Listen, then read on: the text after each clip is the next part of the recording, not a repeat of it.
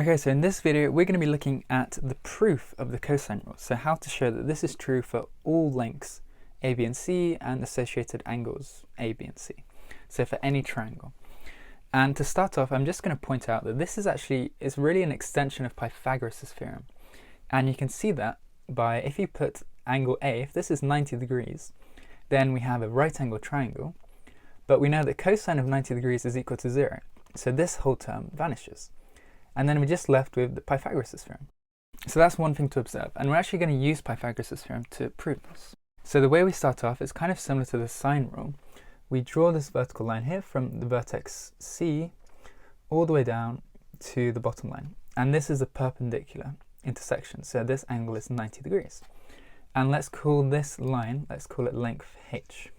Then we also need to know something about this intersection. So if I call this point x, then let's say this length here, this is little x, so the length between this vertex and the intersection point.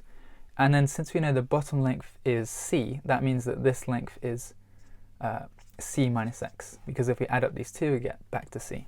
So now that we've done that, the trick is going to be looking at these two triangles separately. So we've constructed two right angled triangles, and then from this we can use Pythagoras' theorem. And this is going to get us an equation involving a, b and c and the angle a. So we're going to firstly look at this triangle here on the left. I'm just going to resketch it so you can see it more clearly.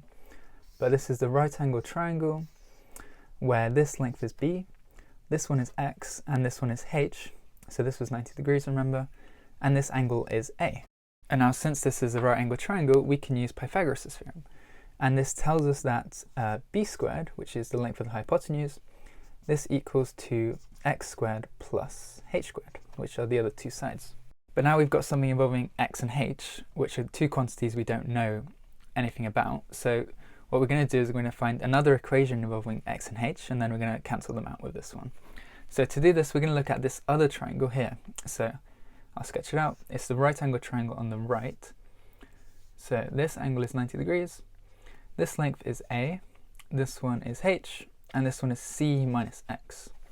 And then the angle isn't important because we're just looking at the sides.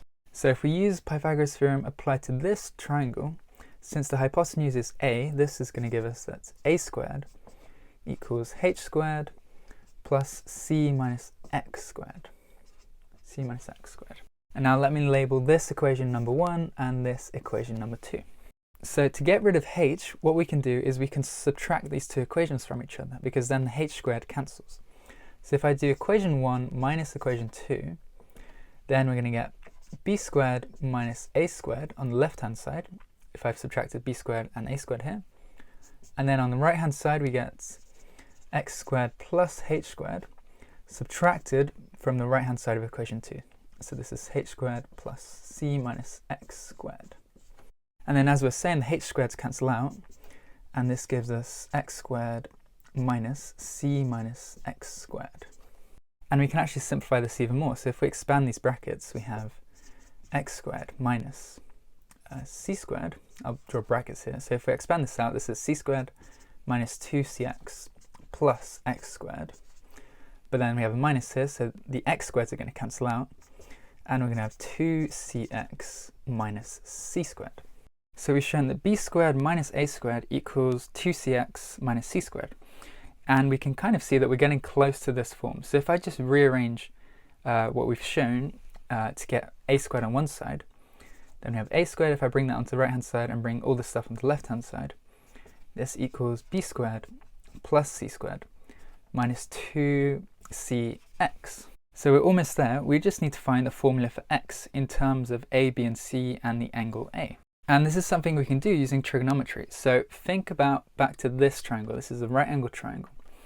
And then remember the trig rules. So sine is the opposite length divided by the hypotenuse. But this involves h and b. We want something involving x. And we have the adjacent. So if we use cosine, so cosine of a, this is going to be the adjacent side divided by the hypotenuse side. Remember, that's just the definition. But now for this triangle, the adjacent side is x, and the hypotenuse is b. So we can rearrange this to get that x equals b times cosine of a. And now we've expressed x in terms of the variables that we want. So if I just substitute this value of x back into here, this is going to give us that a squared equals b squared plus c squared minus 2 times bc times cosine of a, which is exactly what we want. This is the cosine rule. So let's just recap what we've done, because it's quite a long proof. So essentially we looked at our original triangle and we split it into two right angle triangles. So we labeled this length h and this one x, and then this one c minus x. And then we used Pythagoras' theorem on each of these triangles to find equations involving x and h and the lengths. And then since we don't know what x and h are, we just try to eliminate them. So we got rid of h by subtracting these two equations, and then we got something that's very close to our answer, but we still had a term involving x. So then we found the formula for x in terms of b and cosine of a. And then we just subbed that in and we got our formula. So that's the proof of the cosine rule.